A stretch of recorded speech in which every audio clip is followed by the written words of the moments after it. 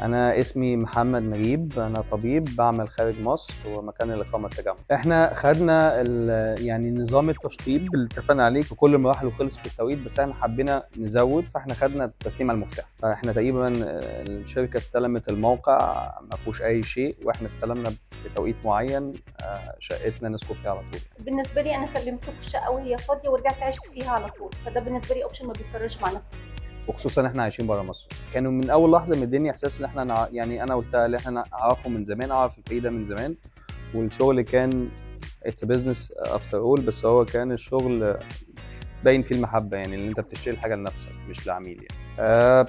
لا هو سعر منافس، ونسبه الاشراف كانت منافسه، وانا قلت قبل كده اللي هي حاجه بتميز طله الجوده في التنفيذ بصراحه، المصداقيه في التعامل تعاون والجوده. وفي اريحيه في التعامل. يعني اكيد هتعامل مره واثنين وثلاثه ان شاء الله.